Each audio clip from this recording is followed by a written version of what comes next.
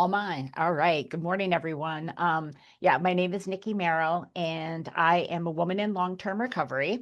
And I'm bringing the offering of Core Strength for Healing to this series because something that I've realized in my length of recovery is that I needed some core values to work on. And I kind of made it like the core, like your actual core, your physical core has to be strong in order to prevent ourselves from injury, but our emotional core needs the same thing.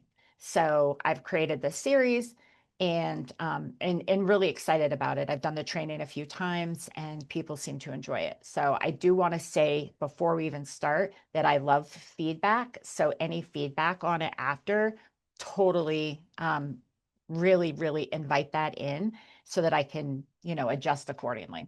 So we're going to kick it off. I'm going to go ahead right in and start the slideshow so that I can get some stuff. So hopefully you have something to write with. There'll be a little bit of writing prompts.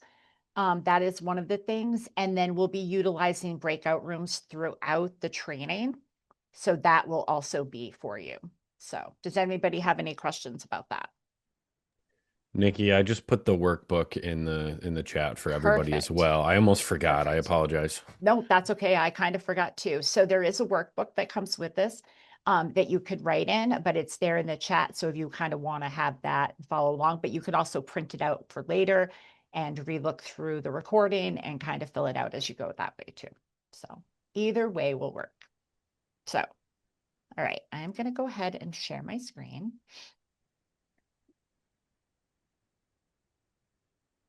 Awesome.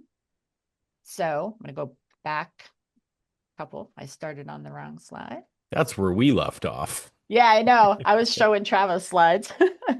That's awesome. So yeah, core strength for healing. This is really to bring inner strength, inner emotional strength to your life or to the lives of others around you so that long-term sustained recovery, long-term sustained healing, hopefully help in humanity in general, not specific to recovery. So the biggest thing to know about this entire training is you're actually the expert of your own story. I'm just going to give you and introduce you to some tools along the way that you can either pick up or not. You get to do that, and you know what you need. The participation through this is always a choice. I will put you in breakout rooms. I just want to say that even silence is participation because active listening for another member is still participation. So don't feel pressured to share in any of these groups. Definitely take breaks as needed. Bio breaks are always encouraged. Don't worry. I'm the type that if I have to go to the bathroom and I'm trying to concentrate on a meeting, I have the hardest time. Like I get distracted very easily. So take care of yourself there. Grounding is encouraged because, you know, a lot of people, the reason that they need some of these pillars that we're going to talk about is due to trauma, due to hardships in life and stuff. So as you're going through this, you might associate what we're talking about to these hardships or these traumas in your life, these trauma injuries. So grounding is really encouraged. I usually try to put my feet on the floor, take in the deep breath. I was doing it before just to ground myself for this, taking a deep breath, pause on the top, let the breath out, pause on the bottom. And I try to repeat that 4 or 5 times. So if you feel you need it, that's something that I invite you to attempt or try. And then confidentiality. Confidentiality here is really important. It tends to be people are going to talk about some of their vulnerable stuff. And so that is important that we're honoring that and not sharing anything that's shared here. And then I always like to say, does anybody else, if you want to raise your virtual hand, have something you would like to add to this? It's kind of like a working agreement, but a bit different. All right, we're good. I just got to take a sip. My mouth went dry. Okay, so what is CORE? As I said, CORE kind of developed when I was in the realization that in my recovery, I was like, how have I done this? How have I gone this long and done so well? And a lot of it are these four pillars: compassion, optimism, resilience, and empowerment. And when I review all of the trials and stuff that I've gone through in my life, if I tap into how I got here, it's always one of these four, right? That's when I've been the most successful in my life, or survived some of the things that I missed out on. So I really honed in on this. And funny enough, it spelt core when I was trying to figure out, like a thing. And I'm like, oh my God, core. I had just read Brene Brown's Strong Ground. And if you haven't read it, highly recommend. Such a good book. And she injured herself in a pickleball, and she was trying to like get rehabilitation and PT for it. And her trainer made her start with her core. And she was really frustrated with it. Like, why do I need my core? And he says, everything stems from your core. Everything you do physically stems from your core. And so core popped in, and I was like, this is awesome. So I attribute this to Brene Brown. Give her credit. So our learning objectives for the workshop will be to be able to identify those four pillars of core, understand how each of them supports healing, and practice compassion-based communication. So as you're in your groups and with yourself, applying optimism and resilience strategies, reflect on our inner narratives, those things that we're telling ourselves. And then I like to leave this workshop with actual core action steps or action plan, because I want to my goal is always to send people out of this with practical tools that you can use when you go. So sometimes the knowledge is great, but actually developing the practical tools together to help out. So those are our learning objectives. And so we're going to kick it off, and we're going to go right into compassion. So first off, compassion, what is it? Compassion is when we notice suffering in ourselves and somebody else. And that creates a desire within us to want to help them, to want to respond to that, to take care of them. And it is the hope is that you're going to alleviate the pain. So having compassion for somebody, that is hurting, and we just find ourselves drawn to them and wanting to do that. So that is the definition of compassion. And some of the things of why it matters is the fact that it builds safety, right? When compassionate people are around you, you feel safe. You know that if you trip and fall, somebody's there to help lift you up. You know that when you don't know what to do, that you have people on your side and in your court that are rooting for you and there and compassionate. And a byproduct of that is it reduces shame. So, especially in the recovery communities, having compassion for somebody who has had a recurrence of use, or, got kicked out of a sober house. I mean, it could be anything, or is just going through a difficult time and feels like they should be doing better. I don't know if anybody here ever has that inner voice that says, I should be doing better, or I didn't do it right, or whatever. Well, that voice, our own voice, actually produces shame in us. And the difference between guilt and shame is guilt is an internal feeling that originates from inside of us, and we know what's right and wrong. We kind of learned it, but the guilt comes in internally. Shame is an outward projection based on stigma or whatever that we internalize. And the crazy part is we can do it to ourselves. We can actually shame ourselves. So compassion in this area is supremely important for this. And this is how we end up supporting our healing, connection with others, connection with ourselves, right? So I would say compassion really starts at home. It starts within ourselves. When I start talking nicely to myself, I start talking nicely to others. And then if you find yourself talking not very nicely to yourself, remind yourself, would you talk to others like that? Okay. So our key elements, all of us need compassion, and hopefully have compassion, right? It's common in humanity.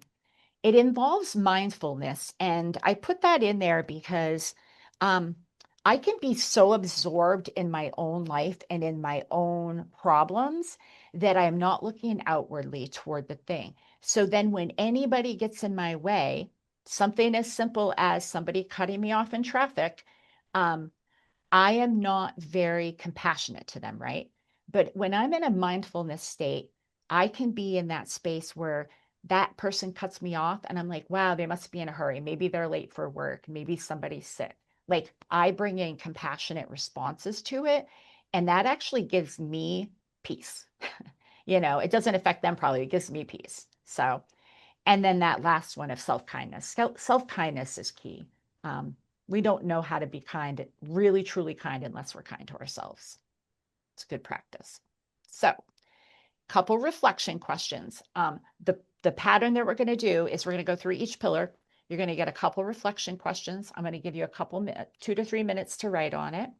Then I'm going to put you in a breakout room for 7 minutes. Then we're going to come back, and we don't have a lot of time, but we have time for like a couple shares, and then we'll move to the next pillar. Okay. So here are your first questions. When you've struggled recently, how did you speak to yourself? So I want you to be thinking or writing about that. And then what might be a more compassionate response, and what would that sound like? So I'll give you about 2 minutes. Okay, just a few more seconds if you want to just wrap that up. And if you're still writing, that's okay. We're going to go ahead. So I'm going to stop sharing so that I can bring you into the breakout rooms. So I'm gonna put you in about 3 or 4 people in your breakout room, and we're giving you 7 minutes to discuss this. So a couple of minutes, 1 or 2 minutes each, kind of sharing what you came up with and what that feels like and how you feel about this. Any questions before I start the breakout rooms? All right, here we go. All right, welcome back. I hope that your breakout rooms are good. I know that we got a little bit of confusion with the DRCC, but that will be taken care of for our next round. I would love to take a couple people who might want to share about how it went in your breakout room and how you feel about that.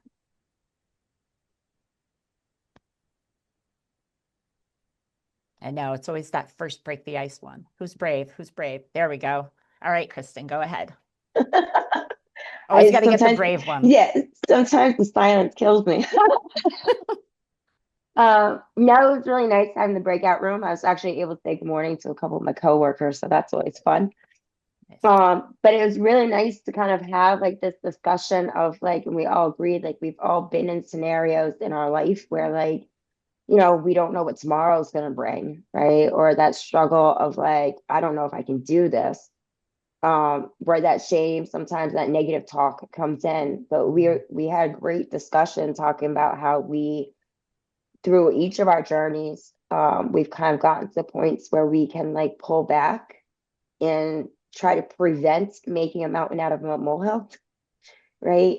I gave the example that recently, like because of financial struggles with myself, like I was able to stop my normal thought pattern of where I thought immediately of the impending doom, like, oh my goodness, I got this notice, can't pay rent, I'm gonna be homeless, right? Like that whole, and I was, and actually like be right, and actually be able to like pull back and be like, but you're in the solution, and giving myself, and Tammy had actually even said it too, like giving ourselves grace and being able to turn it into like positive talking where like I'm in the solution. I'm working right, like kind of doing the reality check of like, this is where we're at right now, though. Like, I can't control that, but I can be part of going forward. Like, what can I do in a positive manner to move forward? And that's all I can do. Right. But like exactly. being kinder to myself by doing it, mindfulness and self-awareness definitely like I think we all discussed our major parts of like how we're able to overcome these things now. Yeah, I love that. And I really heard, and I don't know if anybody else caught this, but as she was explaining that, you might have heard the other pillars coming into it. Like compassion started in the self-kindness, but then I heard some hope in there, some optimism, some resilience, right? Remembering being in the solution and working forward. And that felt give the empowerment. So you're going to see hopefully you're going to see a common theme with that thread. But it all starts with compassion, right? So awesome. All right. So I am going to, let's go back to the slideshow, and we are going to delve into our next pillar, which is optimism. And somebody had put in the chat asking about the slideshow, and you can absolutely have a copy of the slideshow. I'll set up a PDF print, or you can do that as well, Travis, too, right? Send them a copy of the slideshow. As long as it's the same one that you provided me a few months ago, I can send it along. I may need an updated Yes. one. Okay. I'll do All that. right. Okay. We can figure that Perfect. out later. I We'll got you figure guys. that out. Yeah. Yeah. Yeah. But you can totally have this. So, walking into optimism and our definition of it to remember, it's all about hope. But the key part of having hope is having that realistic outlook. So it's not being an idealist type of hope. That's kind of like that toxic positivity that people talk about, where, you paint this picture of this dream world that's probably not realistic. And this isn't to negate people's believing in themselves, like that motto, if you believe it, you can achieve it. Because I really, really honor that. And I believe that's true. But I know that for what I've seen is that hope comes from a realistic outlook, and that is really helpful. Um, Again, belief in yourself, right? Belief in growth and possibility. It's not maybe a definitive thing, but even introducing the word maybe into your vocabulary. Well, maybe I can do that. Maybe it won't be so bad. That's actually hope, right? It's believing in the possibility. So, and then this is one that I probably need for myself today, is that challenges are not permanent, right? Everything does pass. It's hard in the moment. It may be hard for a season. And the season sometimes that it's hard could be long, but challenges are not permanent. And that's a key piece to this. So that kind of gives you the idea of optimism. And it's gritty. I just feel like it's a gritty thing that we have to build ourselves, right? Bring that hope in.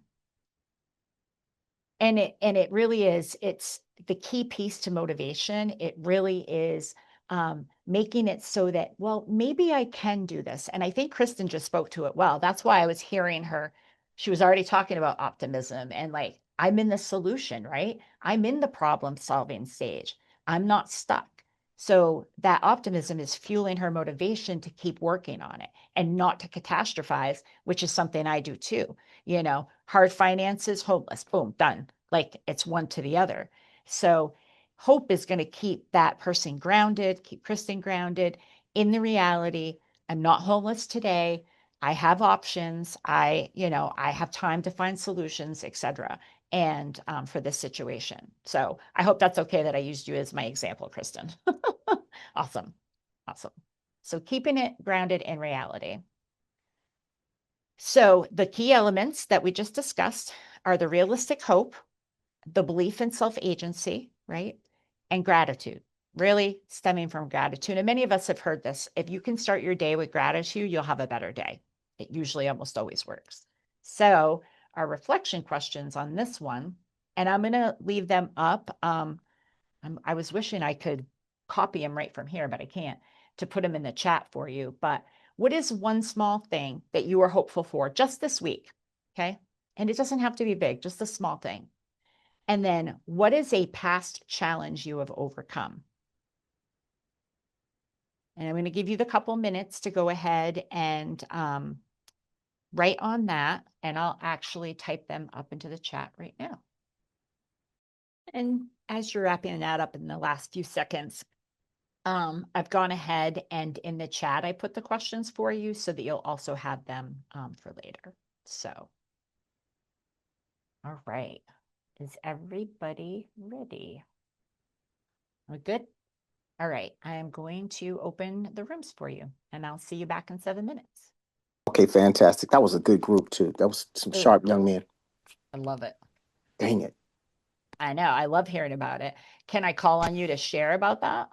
Well, yeah. I mean, I didn't get a chance to finish the group though. I dropped off, but I was just listening to some of the, what some of the guys are doing, in the field. It's just phenomenal. Love that. Yeah. That's awesome. Thank you. Yeah. Thank God for recovery. Yep. I see a lot of head nods right there. Yep, for sure. That's awesome. Does anybody else want to share on optimism? How that felt? Did it open your eyes to look at optimism from a different lens? Who's my brave one? There we go. Somebody brave. All right, Rebecca. Yes, please. Well, I think like when you go into the breakout rooms, it's entirely beneficial. We all have the same, not the same, but close to the same kind of struggles. And I believe that everyone does on a daily basis. It's one thing or another, and we're all trying to get through one thing or another. But the other side of that is look at all of this stuff behind us that we got through that we forget about in our day-to-day lives, right? Because we're just living. Now we're just living, and we're living in a totally new manner, being in recovery. I got goosebumps when I talk about recovery, because it's been such an eye-opening experience. And, to try and help any person, whether it be a peer or a client or a participant or whatever, just let them see that little glimpse of hope sometimes can change their life. So Yeah, I had a great group. I We love shared that. some personal stuff. So Yeah, that's awesome. I love when people are able to get vulnerable and like tap into that. And I know how hard it is. So like if you struggle with that, that's okay. Like I definitely know that it's hard. And I actually really heard um her speak of resilience in there, right? When she's looked at the past, the everything she's been through, that comes from resilience. So that tapped into her hope too. So oh yeah, I was just looking at the chat, sorry. I know he's got it, but I was I was like, "Ooh, chat." Um, Anybody else want to share on it before we move on to resilience?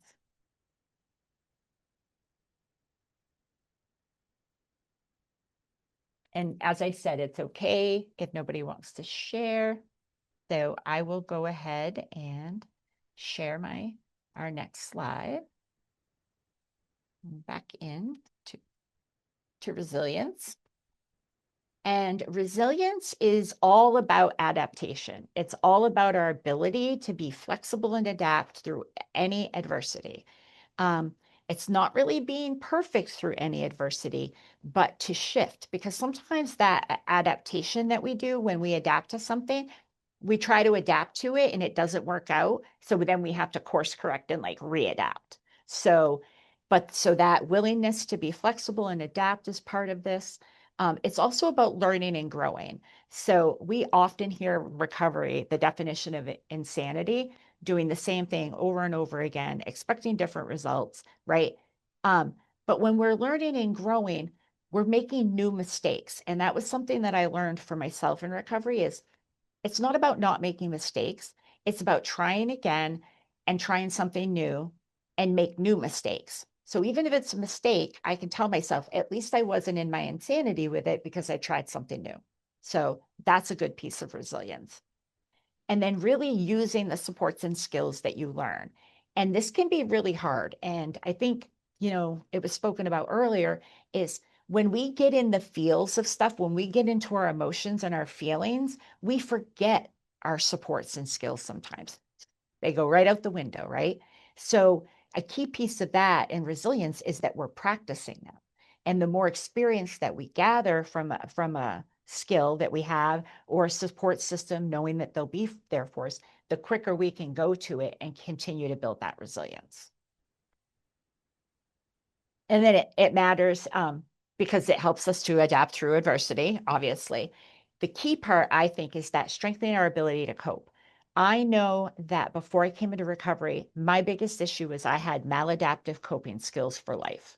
They were coping skills that worked for a while and they weren't healthy and they were not adaptable. It was use or use or use. Those were my options, right?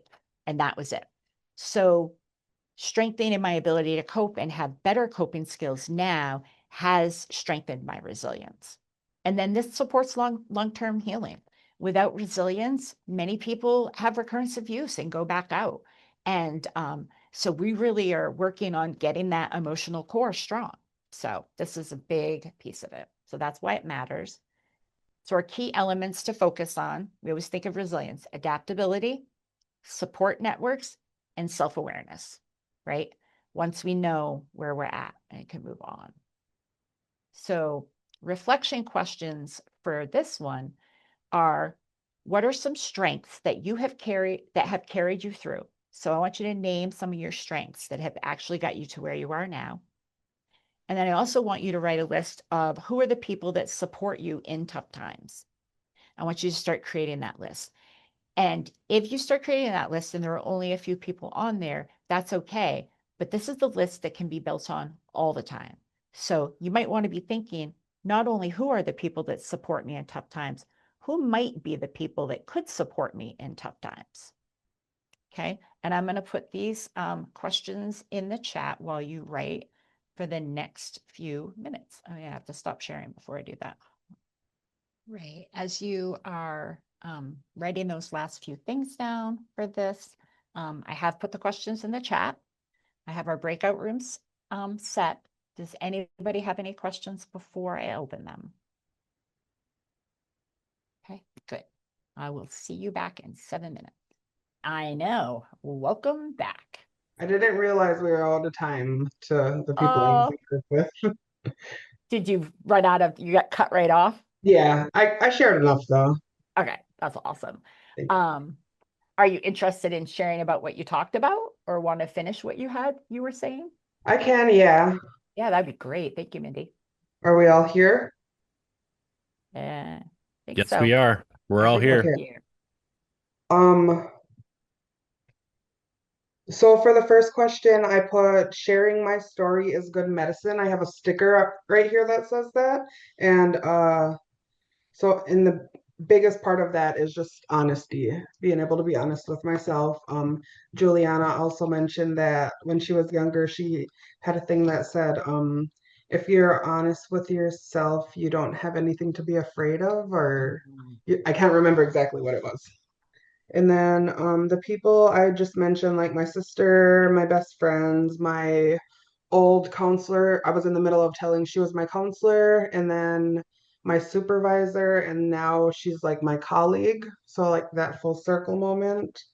And something I didn't get to share with them when we were still in the middle of talking, I put people that have passed on. Both of my brothers died from their alcoholism. So just using their story to keep me motivated and on a good path is really beneficial to me. For the past year, almost 2 years, we have not had a director here at my job. And just last week, we have a new one. So I think she's someone who can support me now that she's in that position. And then the recovery community as a whole, and my partner and my daughter. So, You have a full bank account of yeah, people on your side, which is I'm sure amazing. there are much more that I didn't name also. Yeah, I probably couldn't list everything. Just recently going through some losses in my life. You mentioned your brothers, a loss of my brother. I actually realized deeply just how much support I have. I have like the biggest community of support, and I've never felt more supported, more loved, and more able to actually face the grief and face it more wholly, because so many people are like, it's all right if you cry, it's all right if you're mad, it's all right if you're, any of the pieces of grief, and as we know. And I've really needed to hear that. So you were talking about how like your story is so powerful, it's so powerful for people. And when we get vulnerable, which can be really really hard to do, um, but you're honest. It's your vulnerability. It's your story. You, Juliana, right? The truth, the honesty and the truth. What do you have to fear? You have no power over me now. There's no more power over any of my story because I'm willing to be honest and tell the truth about it. That takes shame away. That takes other thing. And it's a form of compassion in action, if you want to look at it that way, that telling your story. And I've never said that before, so I'm going to write that down because I really believe what I just said. Telling our story is compassion in action. So I even learned something new today. So yeah, thank you for so much for that share. Anybody else want to share from their group how that talk about resilience?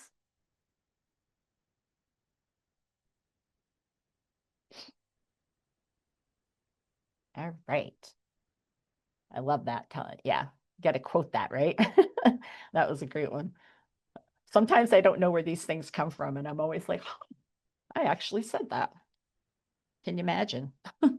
So we're going to go to our last pillar now, which is empowerment. And then after that pillar, we're gonna do some core in action. All right. Share. Here we have empowerment. All right. So empowerment is really about choice. And you remember I told you in the very beginning that you're the expert of your own life. You're the expert. You have the choices, and knowing you have choices. And for me, early recovery, or not even early recovery, still actively using. Actually, I'm even going to like rewind back. My childhood, no choices. I have, a trauma history in that, and where I had no choices. And all of my using, I felt that I had no choices. It was like I had to use, I had to do this stuff. I had to have certain jobs. I never felt like I had a choice. So empowerment is knowing that you do have a choice. And not only do you have a choice, but you actually have a voice. And this is going to come back in the form of like boundaries and self-love. But your story matters. It's really tied into what Mindy just said. And if you noticed, every single time somebody speaks about something, it's rolling right into that next pillar. Like these pillars have to come together, right? So using your voice, telling your story, that encourages others, which then also has a bounce back effect, encourages you and keeps us motivated, keeps our hope high, builds our resilience, and increases our ability to have compassion. So it's all there. And self-determination. So when I have that believe, if I can believe it, I can achieve it mentality, I can get through anything mentality, I don't have to use no matter what mentality. That's that self-determination that we really need to work through. So, and it matters. I love this. This is one that when I wrote, I was like, yes. And it's not about me. I just love the fact that we are going from a victim to a victor. This is the shift where when we come out of that victim mentality, poor me, it was done to me. Sometimes stuff was just done, or sometimes stuff just happened, and it didn't. When you go to the victor and realize your resilience, right? You're in that space where you can move forward, really get through the healing, work through. So this part enables us to create the healthy boundaries. And that was the key point of using your voice. I had the worst time at creating boundaries. This is probably one of my worst things that I had to learn. But I got sick and tired of people hurting me and realizing much of it was my own fault. And I don't mean that I deserved it. I never set boundaries. And so those harms were coming through, from the lack of boundaries. So I got really strong in that area. And now I have no problem setting a boundary. And it doesn't make you a witch or any of those other words that could go along with it. uh, right. Okay. And then self-advocacy of our needs. And I know that sometimes this is really hard and it's really scary because this is where vulnerability has to come in as well. We really have to advocate for what our needs are, understanding maybe somebody can't give them to us, or they're not always going to be met, but we need to be able to at least advocate for them. And then we can make decisions based on how that's met. So our key elements for empowerment are agency, boundaries, and advocacy. So these are your three key elements. So agency, boundaries, and advocacy. I'm noticing people writing it down, so I'm giving you a second and pausing. Okay. Got them okay? Good. All right. So our reflection questions on empowerment is I want you to identify where you want more empowerment in your life. Where do you need to be able to have some agency, right? Going from that victim to victor, where you need to have your voice and where you need to advocate for yourself. So identify it. And then the next question is I want you to kind of commit to one small step that you could take toward it. And when I say commit, I mean, if you're not ready, you're not ready. But what is a one small step that you feel you could take toward that place in that area? So I'm going to give you the 2 minutes. I'm going to stop sharing this and then I'll put these in the chat. So as you're wrapping up that few seconds of writing, I'm curious, and just with a show of hands, did anybody write more than one small step that they could take? I was wondering. Somebody got like a few. I got my hands raised. I raised my hand and raised my hand. All right. I find that if we write that one small step, that it automatically leads us into thinking about a next small step and then a next small step. And all of a sudden you have a plan and you didn't even realize it, right? So I love how that happens. All right. So create. I'm just setting up the room, which I forgot to do. But piece of cake.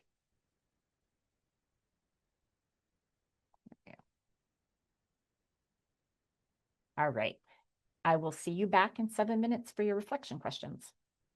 So welcome back. I see some smiles there, so I don't know because you're laughing at us or you had good conversations, but it could be both, right? Yeah, exactly. It could be a little both. I would love to hear about empowerment. How did this one go? How did this one go? I see some head nods, so it went good. Ooh, make me call on somebody. There we go. All right, Matthew, thank you.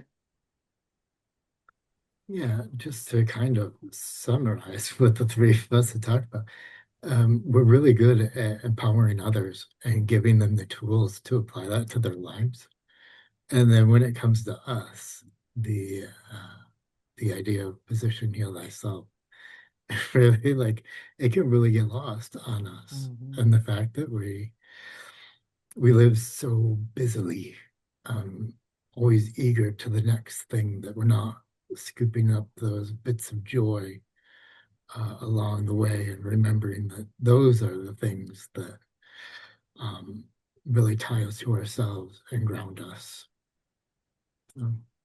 I love that. I'm letting that sink in because I'm one of those busy people that has to remind myself to slow down, right? And I have to tap into the mindfulness part of this and I have to like reconnect with me with that self-compassion. Brings us right back around to the beginning. Like you said, we can give all of these tools to somebody else, support them, help them heal, grow, but we really need to turn it in on ourselves and apply the same thing, apply the same principles, apply these pillars, and that the importance of it.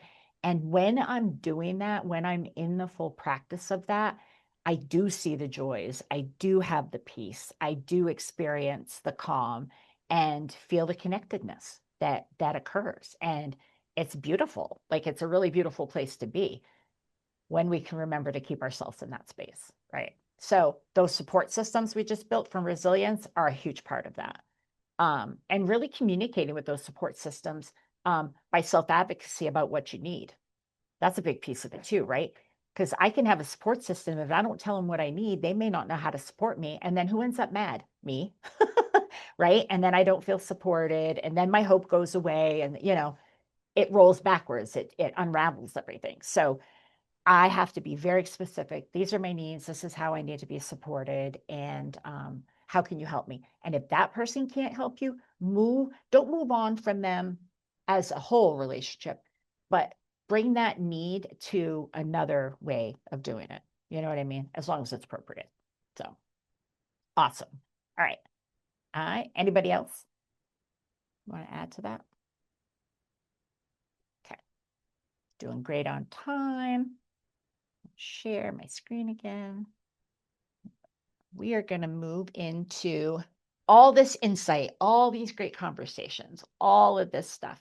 We're going to make our commitment to action. So we're taking everything that we've learned and we're really going to focus on some small realistic commitments. So this is the time and form of self-love that you have for yourself where you can actually put this into action. And a key piece to this as self-kindness, a reflection of self-kindness is to remember that progress over perfection. And that if you're making progress, that is perfection.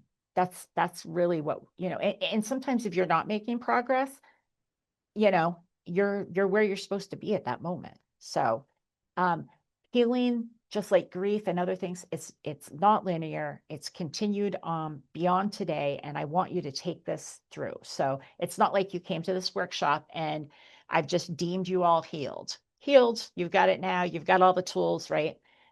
So I want you to have these tools and these actions to bring with you after today. So our overview: compassion, optimism, resilience, and empowerment. So this is the time I'm going to give you a little bit more time. I'm going to give you 10 minutes. And I really want you to take this next 10 minutes to write down one action per pillar. Okay. So some action that you're going to take this week based on all the stuff that we talked about, everything from your groups, and one that felt right to you. And I want you to write those down. So we'll go right to 11:30. All right. So here's where the fun part comes. Okay. I'm actually going to be having you go to your rooms. I'm going to put you in the same rooms that you were in. But you're going to be in your rooms with your partners, your other people, and you're going to share the ones you feel comfortable with, some of your commitments of actions you're going to do. There's power in saying them out loud to somebody else. There's a little bit of accountability that happens naturally because you've said it out loud to somebody. But I also want you to steal any of the ones you hear that you like, that you want to take on for yourself. So this is what I call feel and steal. This is our little feel and steal situation. So you can go in and be with your people. I'll take time to share. I'm going to give you 15 minutes. I'm going to give you a good amount of time. You can talk about them and be like, "Ooh, that was a good idea. Like, I'd like to try that." So you can either replace your commitment to yourself, or you can boost it up, or you can, if you want, add a second one. But as long as you leave here today with one commitment in each pillar, I'm happy.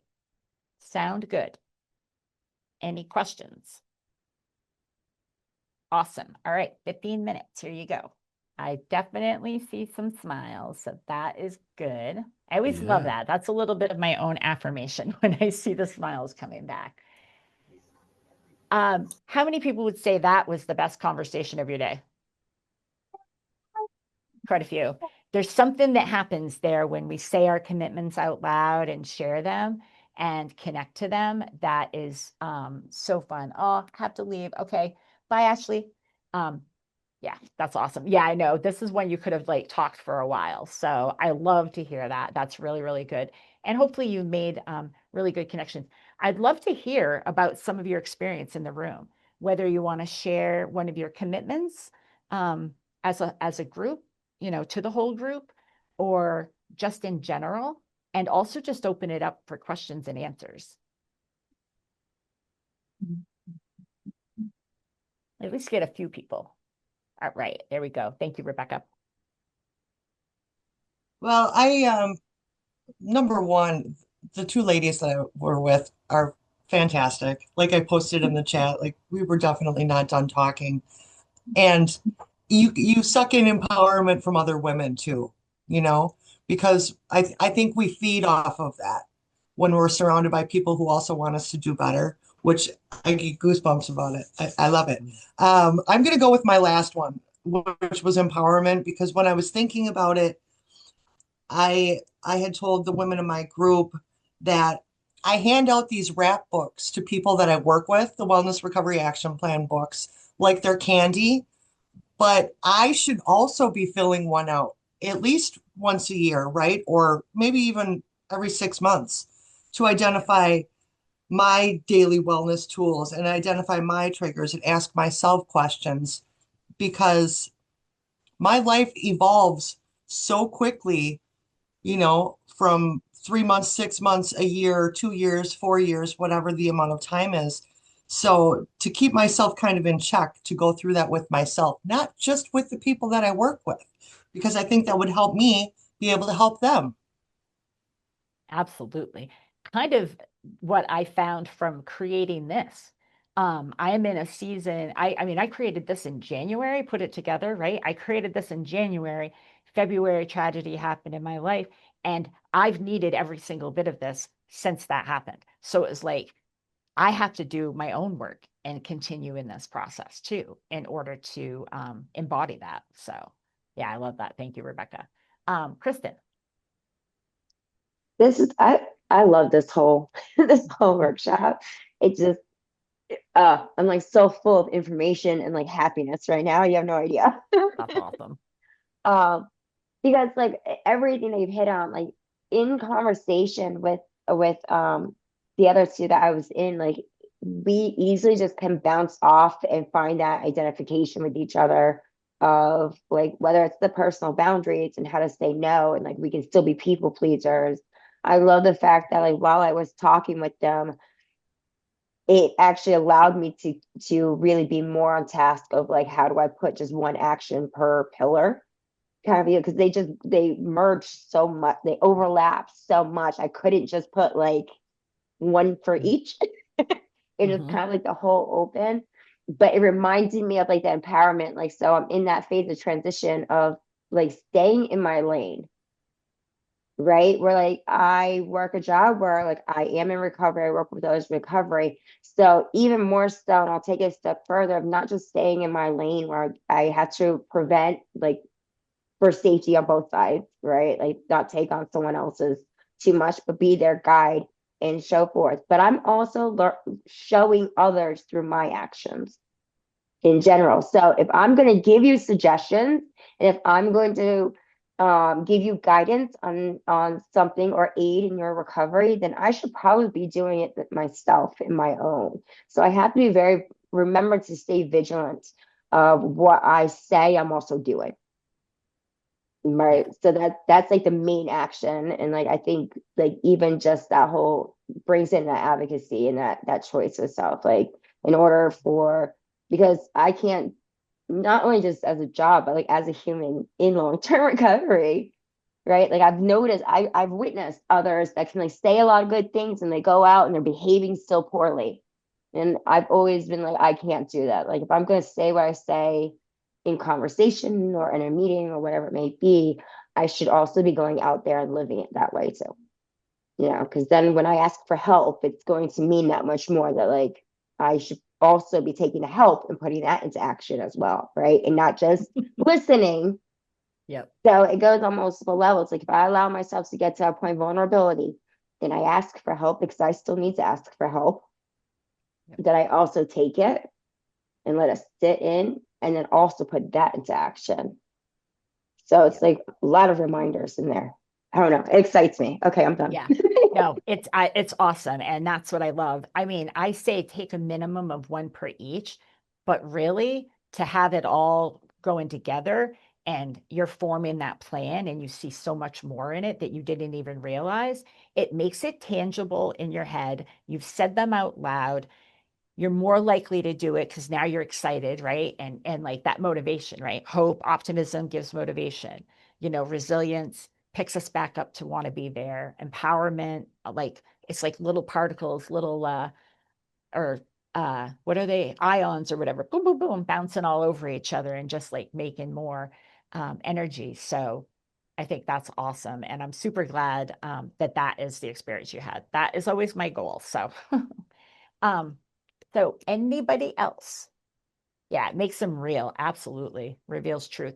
That's how I've been through my whole recovery. I have really recovered out loud, visibly in front of people and stayed in truth as much as possible because I lived in denial for way too long.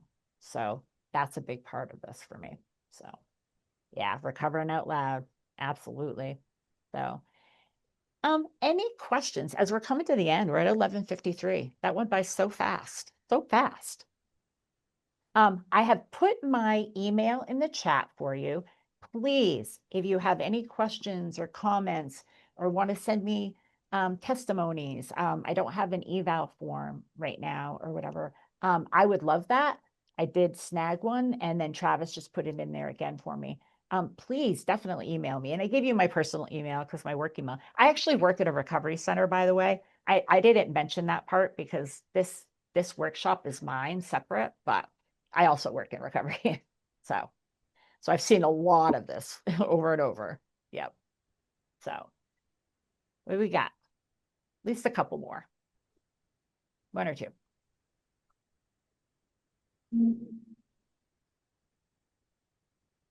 We have brave people. I know we do. And I can wait. I'm patient. And thank you, Jay. Oh, you're muted. Sorry about that. There you go.